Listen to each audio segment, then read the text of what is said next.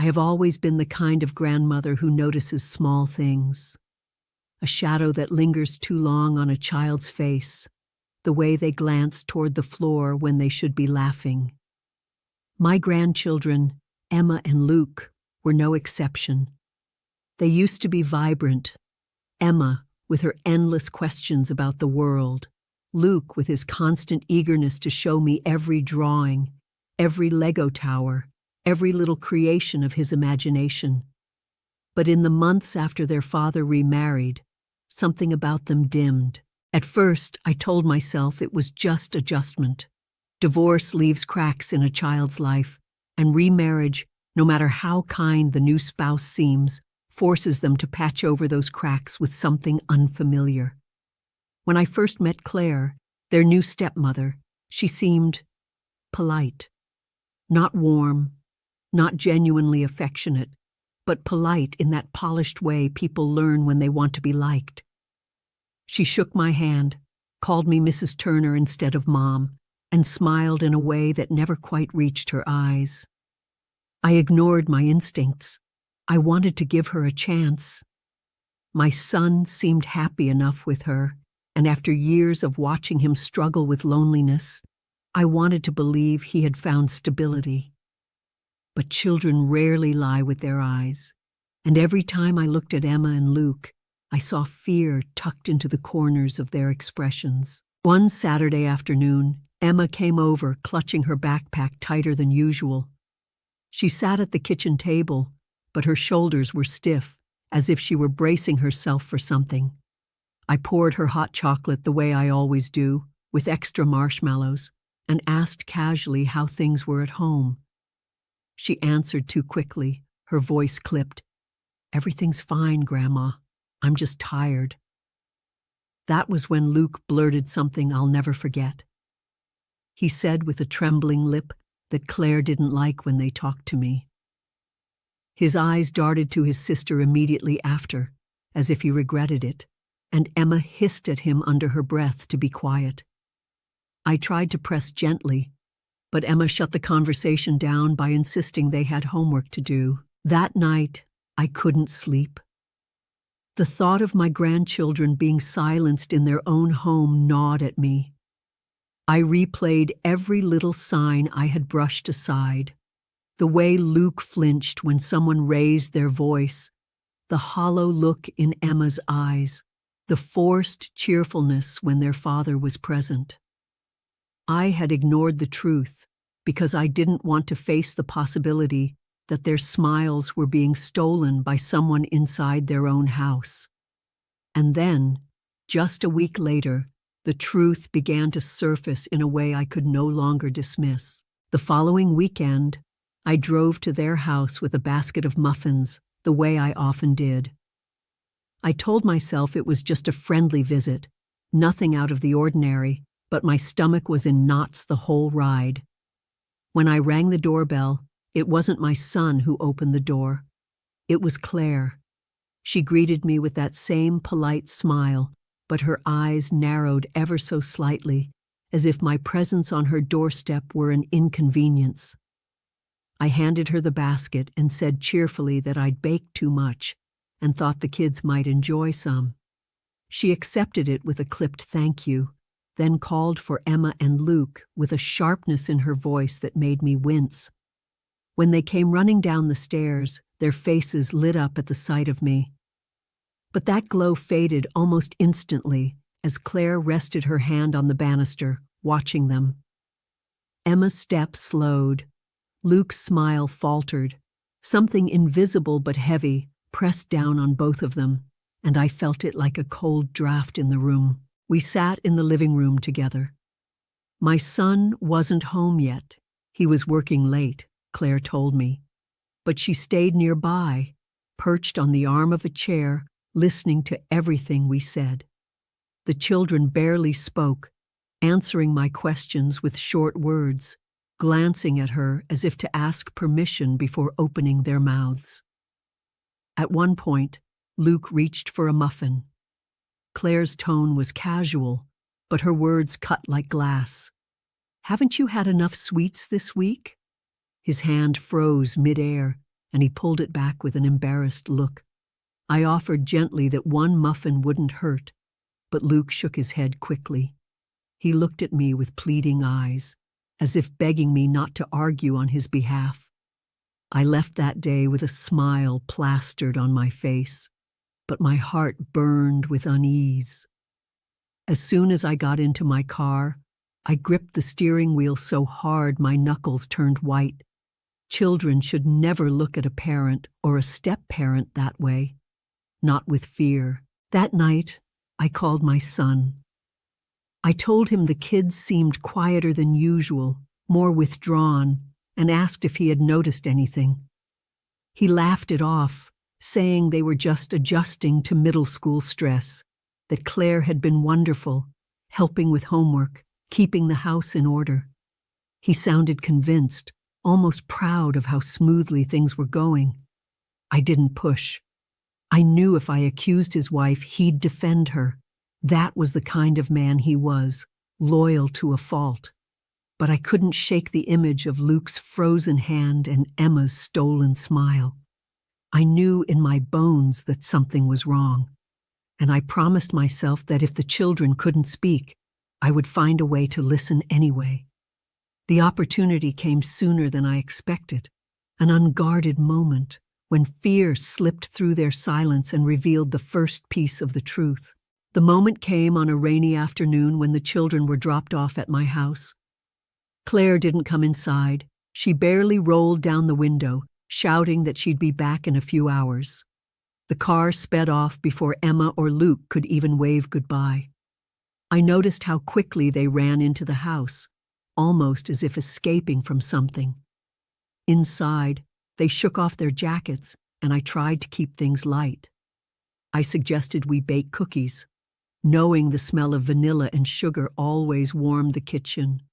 For a while, it worked. Luke measured flour with exaggerated seriousness. Emma carefully cracked eggs, and laughter slipped through the cracks of their guarded behavior. But when I asked Emma to hand me the whisk, she lifted her sleeve, and I froze. There, faint but unmistakable, were small bruises along her forearm. My heart stopped. Emma noticed my eyes lingering, and she yanked the sleeve down so fast that a bit of batter splattered across the counter. I forced my voice to stay calm. I told her accidents happen in kitchens, and I gently asked if that's how she got hurt. Her face turned pale. She mumbled something about bumping into the table at school, then immediately busied herself with stirring the dough. Luke didn't say a word. He just watched me with wide, pleading eyes, silently begging me not to press further. I wanted to scream, to demand answers, but I knew fear keeps children silent. Instead, I let the moment pass, though inside, I felt my chest tighten with fury. Later that evening, after the cookies were cooling on the rack, I found Luke sitting by the window drawing. His little hands shook as he sketched a stick figure beside a house. The figure was small, frowning, with tears falling from its eyes. Above it, he had scrawled the word "me." I sat beside him quietly, letting the silence work. Finally, in a voice so soft I almost didn't hear, he whispered, "Grandma, she doesn't like us." I asked gently, "Who doesn't?" His eyes flickered toward Emma in the kitchen and then back to me. He didn't say her name, but he didn't need to. The truth was there, trembling on his lips. Before I could ask more, Emma called him over sharply, her tone almost rehearsed. "Luke, stop bothering Grandma." It was the same clipped voice I had heard Claire use. The mimicry chilled me. That night, after they went to bed in the guest room, I stood in the hallway listening to them whispering under the covers. I couldn't make out every word, but I caught fragments, things like "don't tell," and "she'll get mad," and "Dad won't believe us." I pressed my hand against the wall to steady myself. My grandchildren were living in fear under the same roof as their father, who remained blind to it all. And for the first time in my life, I felt something unfamiliar boiling inside me. Not just anger, but a cold, steady determination. If Claire thought she could break their spirits, she hadn't yet met the full force of a grandmother's love. The next morning, when I brought them back home, I lingered on the porch as Claire opened the door. She looked immaculate as always, her hair perfectly in place, her smile as polished as glass. She thanked me for watching the kids, but her eyes narrowed ever so slightly when she saw how tightly Luke clung to my hand before letting go. It was only a second, but I caught it. The flicker of irritation that crossed her face, quickly masked by a charming laugh. My instinct screamed louder than ever. I wanted to tell her I knew. I wanted to say out loud that she couldn't hide the truth from me, but I bit down on my tongue. To protect the children, I needed to be careful. That night, I called Emma on the phone. Her voice was hushed, as though she were whispering under a blanket. I asked her if everything was all right. She hesitated, then said quickly, "Yes, everything's fine." But there was a tremble in her voice. Before I could say more, I heard Claire's voice in the background calling her name. The line went dead.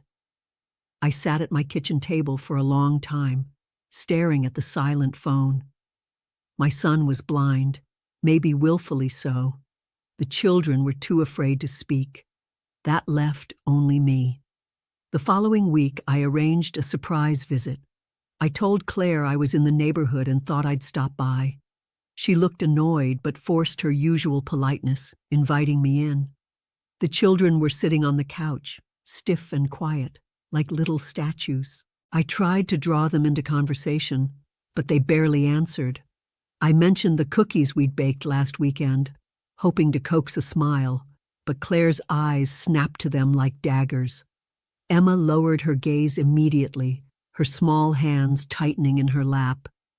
And then I noticed something. On the floor near the couch, tucked halfway under the rug, was a sheet of paper. I bent down casually, pretending to smooth the edge of the carpet, and slipped the paper into my hand. Later, in the privacy of my car, I unfolded it. It was Luke's handwriting, a messy scrawl, uneven letters. The paper said, "She makes us scared. Don't tell Dad. He won't believe." My hands shook as I held the note.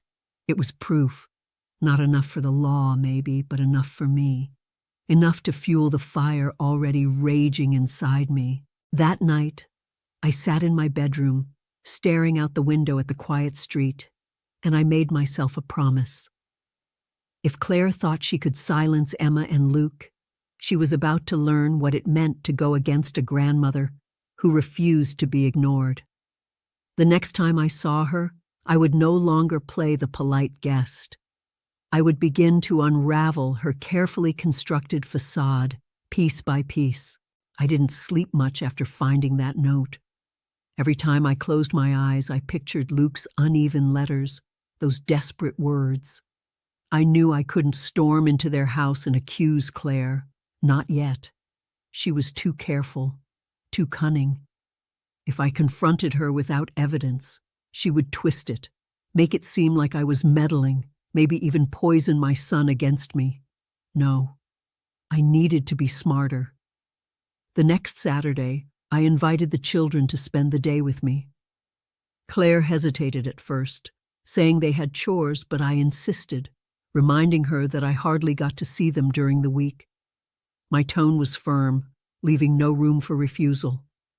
Finally, with a tight smile, she agreed. When Emma and Luke arrived, they were quiet at first. But away from her presence, the tension in their little bodies began to soften.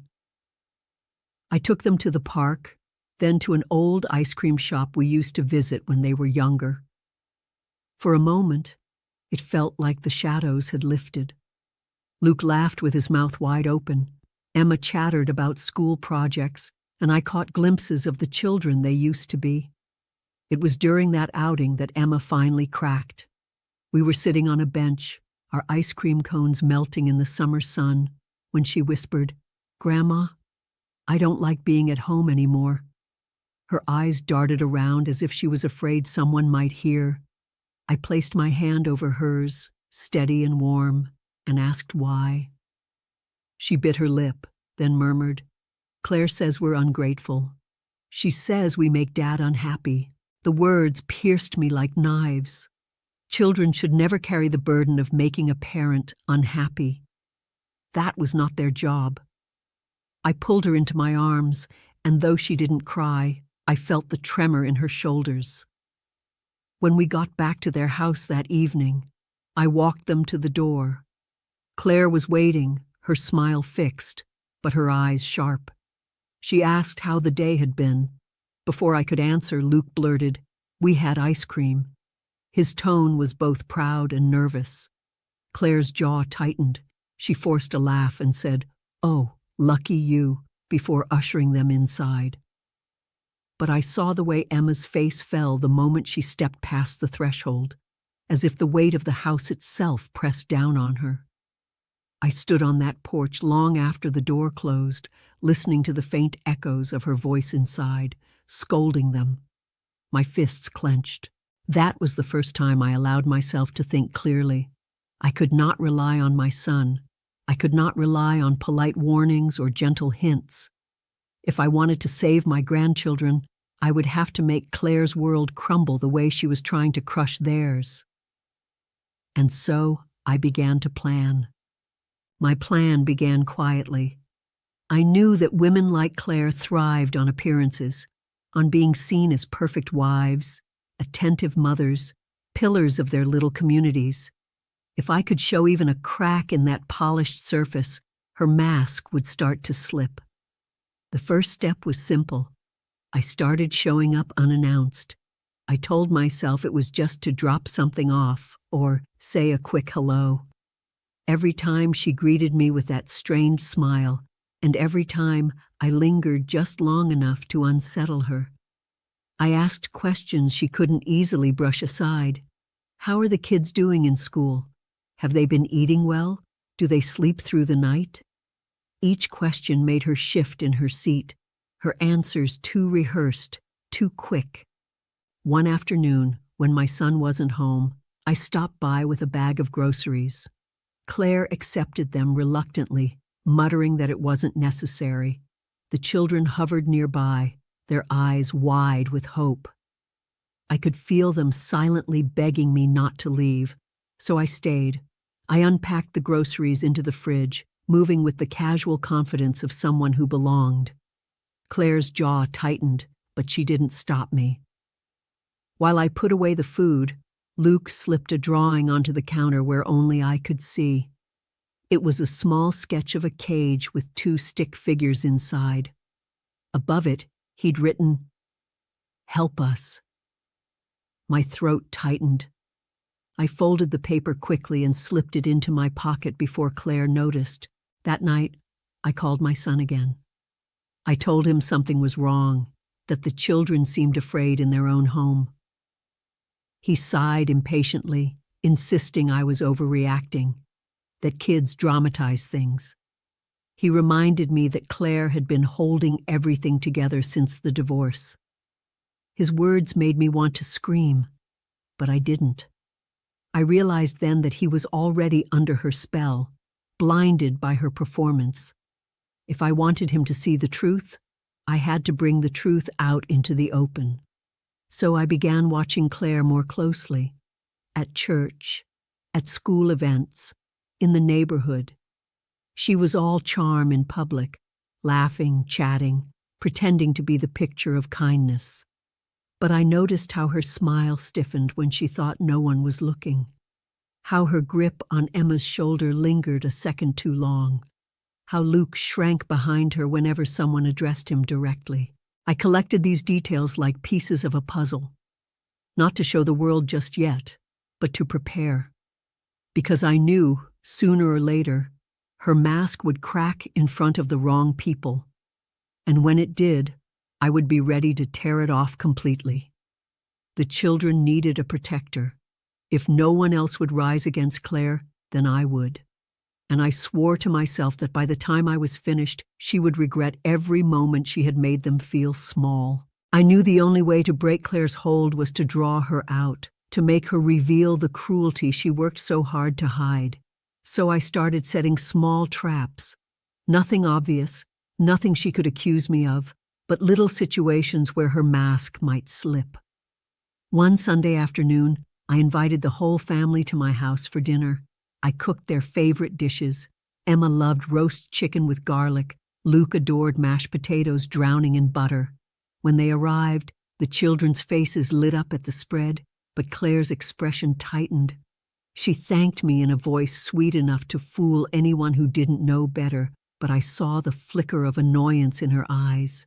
During the meal, I made sure to speak directly to Emma and Luke, asking about school, friends, hobbies.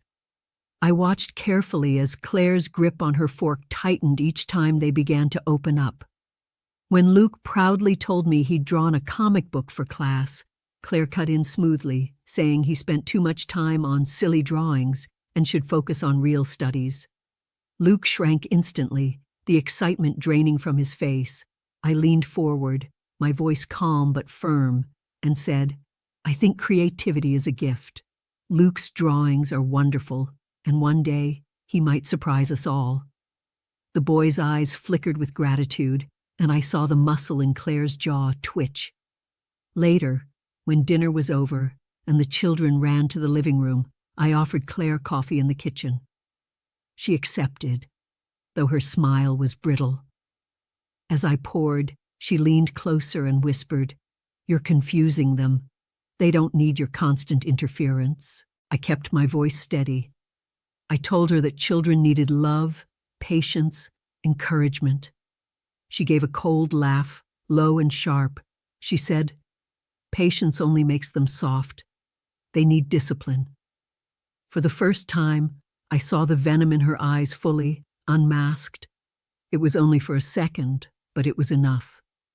When my son came in to say thank you for dinner, Claire's face transformed instantly back to sweetness. She kissed his cheek, carried his cup to the sink, and slipped back into her polished role. But I had seen the real Claire, and I knew it was only a matter of time before others did too. That night, after they left, I sat alone in my quiet kitchen. I realized something important. Claire didn't fear me, not yet. She still believed she held control. If I wanted to protect Emma and Luke, I had to change that. The next step wouldn't be quiet observation anymore. It would be confrontation. Subtle at first, but sharp enough that she'd know I was watching, that I was no longer a passive grandmother sitting on the sidelines. It was time to make Claire afraid. From that night on, I stopped pretending to be the harmless grandmother. If Claire wanted to play her games, I would make sure she understood I wasn't afraid of her anymore. The first move was small but deliberate. I showed up at the children's school one afternoon with a batch of cookies for the class. Emma and Luke's faces lit up when they saw me, and I made sure to speak with their teachers. I asked about their grades, their participation, their behavior.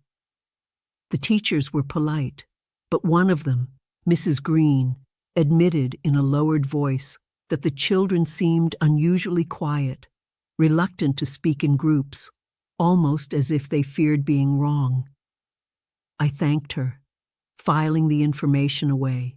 When Claire came to pick them up that day, her smile froze at the sight of me chatting comfortably with the staff. I could see the calculation in her eyes. She was used to controlling the narrative, and my presence in her territory unsettled her. She asked, with exaggerated sweetness, whether I had nothing better to do than hang around the school. I looked her straight in the eyes and said calmly, "I always make time for my grandchildren."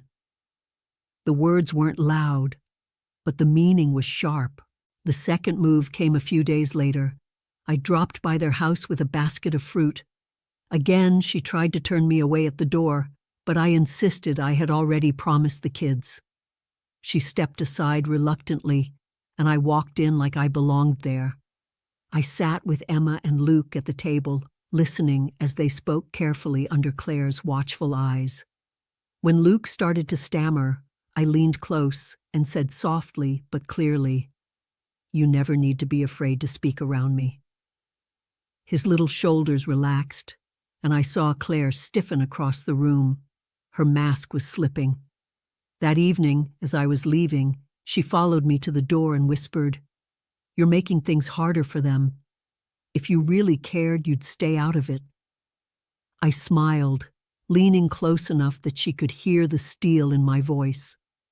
I told her, "If you make them suffer, I will never stay out of it." For the first time, I saw something flash across her face, not irritation, not disdain, but a flicker of fear. That night, I lay awake thinking of Emma and Luke. I knew the fight was far from over. Claire still had her claws in my son, still held power inside that house. But the balance was shifting. She now knew I was watching her, and predators never like to be watched. And if she thought fear could silence children, she was about to learn what it felt like to live with fear herself. Once fear slipped into Claire's eyes, I knew I had found the crack in her armor. All I had to do was keep pressing until it split wide open. I began showing up in places she didn't expect me. At the grocery store, I'd bump into her while she shopped with the kids. At church, I'd sit directly behind her pew, close enough that she could feel my presence every time she turned. I was never rude, never confrontational in public, but I made sure she knew she was never out of my sight. The more I appeared, the more careless she became. At a school event, the day finally came when Claire's carefully constructed world began to collapse. I had been patient, waiting for her to slip, and slip she did. It started subtly. At a PTA meeting, she tried her usual charm, laughing and exchanging polite words with the other parents. But I was there, sitting near the front, casually asking teachers about Emma and Luke. Her smile faltered as she realized every move she made was being watched, scrutinized. I could see her mind racing, calculating how to maintain control while I quietly undermined her authority. That evening, I invited the children over to my house under the pretense of a movie night. For the first time in months, their laughter came freely, unguarded. Emma leaned against me and whispered, "Grandma, I feel safe here." Luke nodded in agreement, his usual anxiety replaced by something almost like hope. When I returned them home, I made a point of remaining visible, lingering in the living room longer than necessary. Claire's face stiffened every time I entered the room, and for the first time, her veneer cracked under the weight of my presence. She snapped at Luke over a small comment, forgetting I was in the room, and he flinched visibly. My son looked between us, confusion flickering in his eyes. I spoke softly, deliberately, telling him that children deserve encouragement, not intimidation. That fear should never be their companion. He hesitated, glancing at Claire, then back at me. The seed of doubt I had planted months ago had grown. From that day on, Claire's control began to unravel. She made mistakes in front of others, lost her practiced calm, and the tension in the house became palpable. Her once perfect image of competence and charm began to show cracks. Neighbors noticed her sudden harshness. Teachers whispered about the children's changed behavior, and my son could no longer ignore the pattern. Meanwhile, Emma and Luke began to regain their voices. They smiled more, spoke freely, and started drawing and writing without fear. They confided in me openly, sharing small details that revealed the extent of Claire's intimidation. Every story they told, every small confession, added to the growing evidence against her. I never needed to threaten, yell, or humiliate Claire.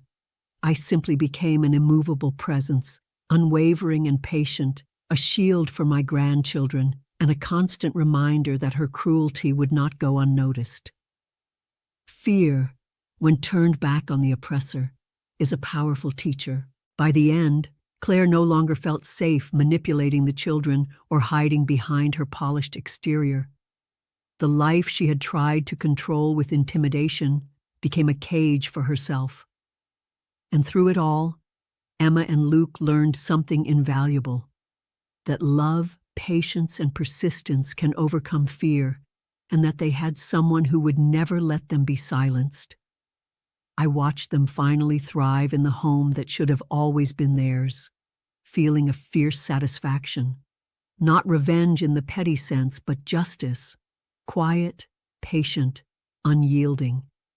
I had kept my promise to them, and as I tucked them into bed that night, their small hands gripping mine, I whispered softly, "We're safe now." And for the first time in a long time, they believed it.